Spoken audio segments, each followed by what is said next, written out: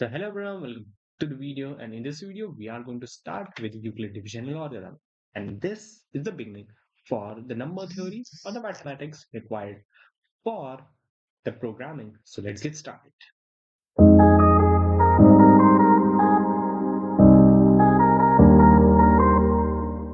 So here I have opened my window here. So let me bring up the topic first here. Okay, that will be great. Okay, this is Euclid Division Algorithm. Algorithm. Okay. So, what is an algorithm is already uh, explained in the last few videos, and if not, and if by any chance I have missed it, I'll explain it here. What is an algorithm? The steps, the steps needed to solve a problem. So, what problem we are solving in Euclid division algorithm? You all must have studied about HCFs. That is highest common factor. Highest common factor. And some people also call this GCD, that is greatest common divisor. Both the things are same. So what is highest common factor? Let's say you have two numbers. Let's say A and B. So what is the biggest number, or what you can say, what is the highest number which can divide both A and C? That is what is GCD, or you can say HCF.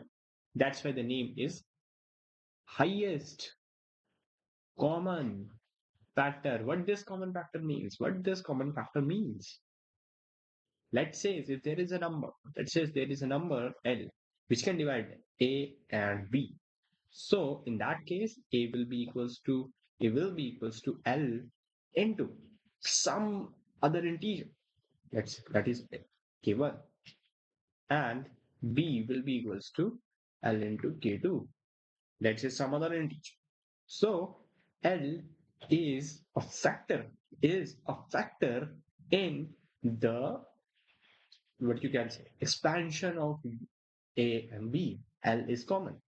So that's why the name is common factor. Common factor. L is a common. L is common. L is common, and that's why it is the highest. Because least can always be one. Okay, least can always be one for any two numbers. But we don't want that. This is not a special property. We need a special property. That special property is highest common. That is the highest number which is common in both of them.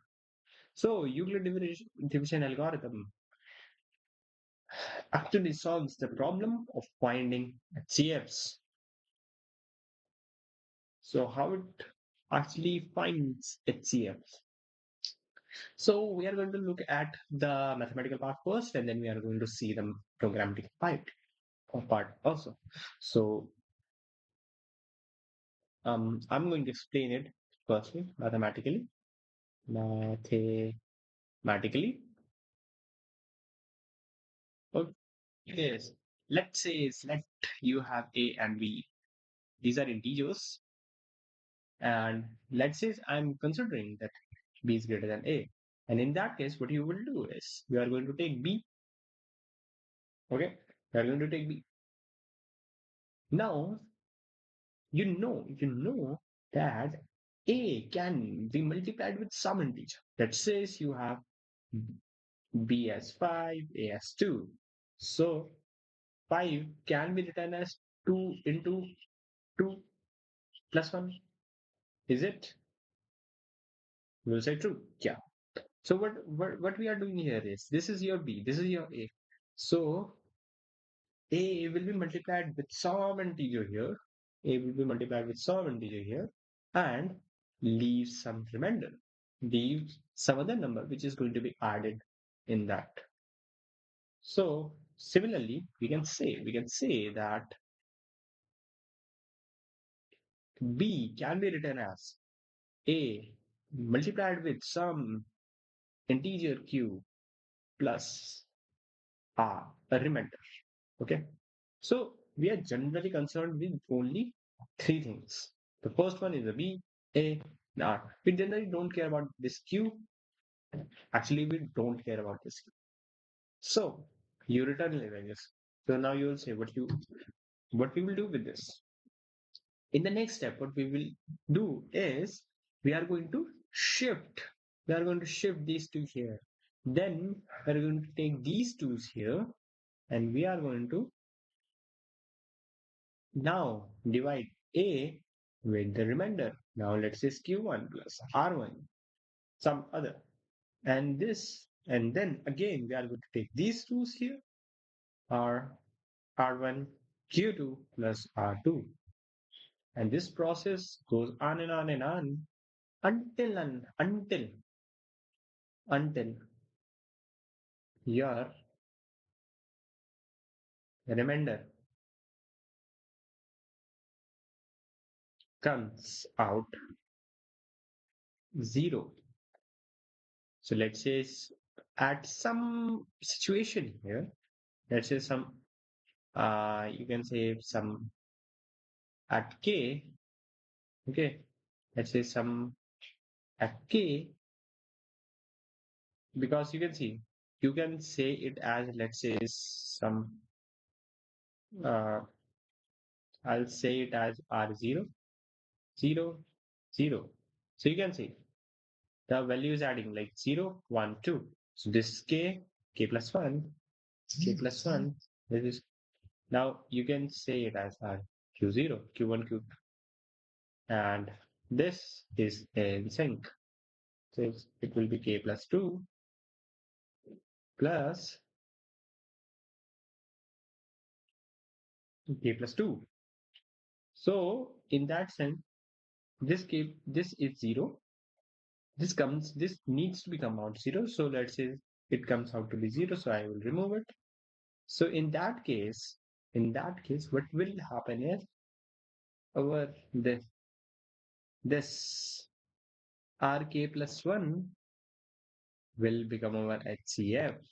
Rk plus 1 is our HCF. So, so for your understanding, I'll try run this thing with two numbers. That says I'll take 10 and 7.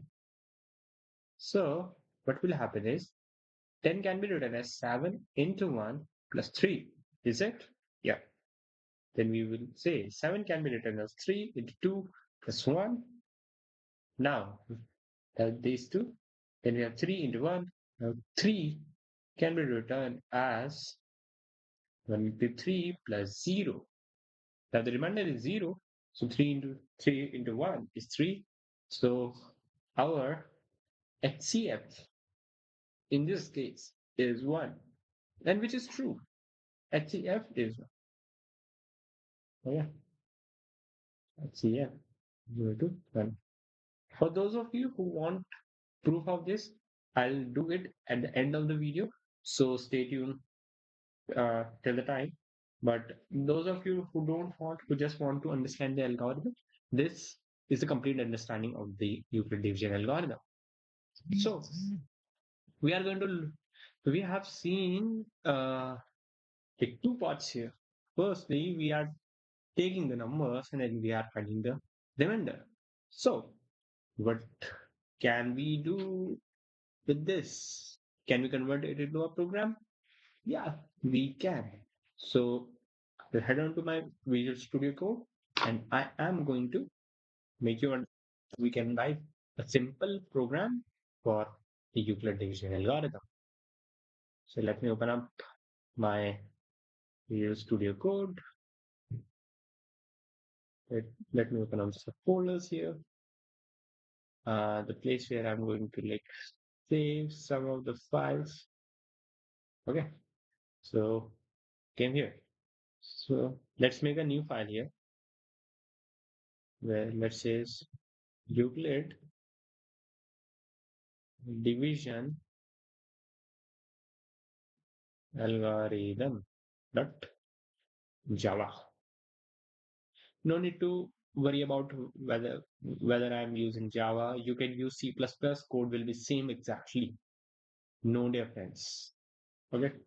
So now it's getting started. Let me write up the class. It's going to be starting out main.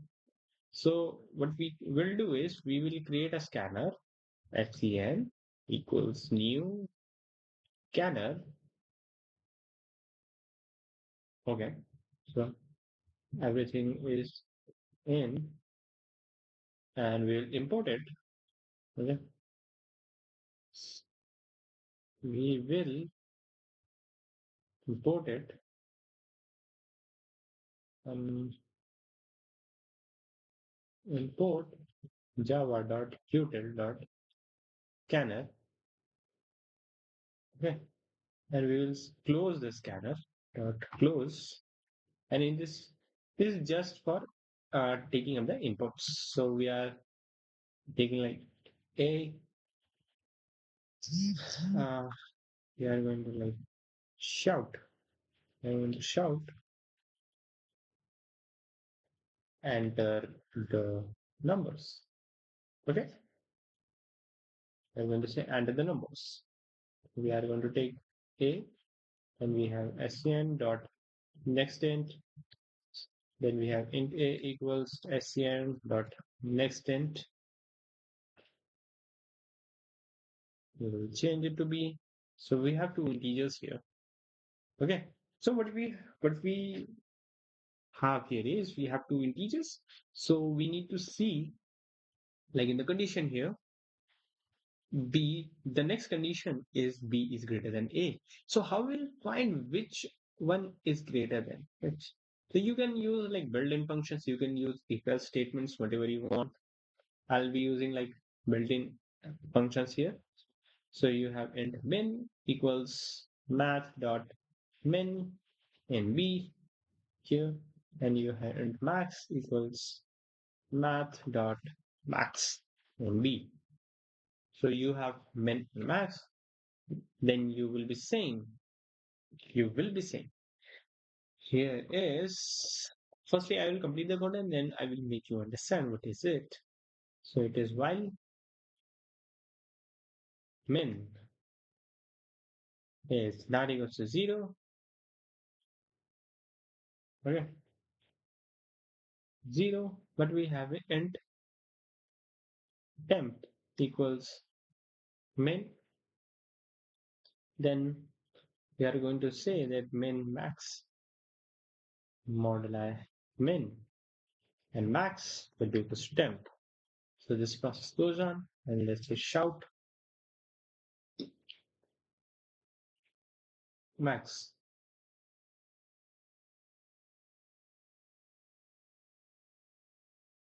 Here I will say that the HCF for the given numbers is okay. So this is it.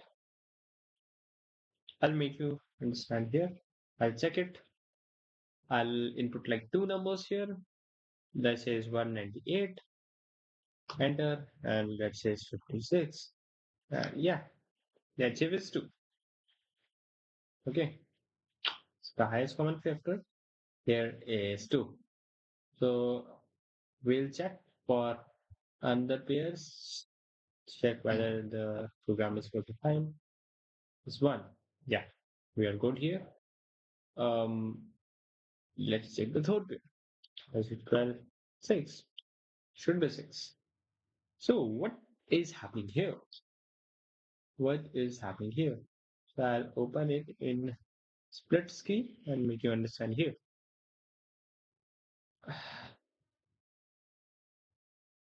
And so what we are doing here is we are taking up two integers a and b. Now we are finding min. Let's say if any of them gets stored in min, then we are getting max. So we have found the minimum and maximum amongst A and B. Now, what this while loop does? The thing is that here, when we apply the Euclid division algorithm the first time, then the expression will somewhat look like, because this, let's say, the maximum is B and minimum is A. So in that case, the equation will look like this. Okay, equation will look like this. So in that case, we have minimum here, and you have Q1 plus R. Oh. So, but in the next step, what is happening is min is kind of moving in the position in the, like, max is kind of taking up the value, like, because in the next step min will be here, R naught will be here, R naught will be here. So max kind of taking the value of min, and min is kind of taking the value of R naught. That's why we are having here. We actually took this temp variable to actually store the value of min, because once the min has changed to min moduli min, max moduli min, it we will lose the value of minimum. We will lose the value of minimum. That's why we are storing the value of min in. We are storing the value of min in temp to actually hold the value for the time we don't want it. So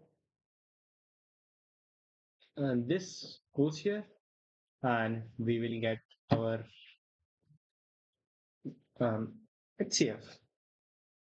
And then what will happen is the maximum. Okay, why we have taken min not equals to 0?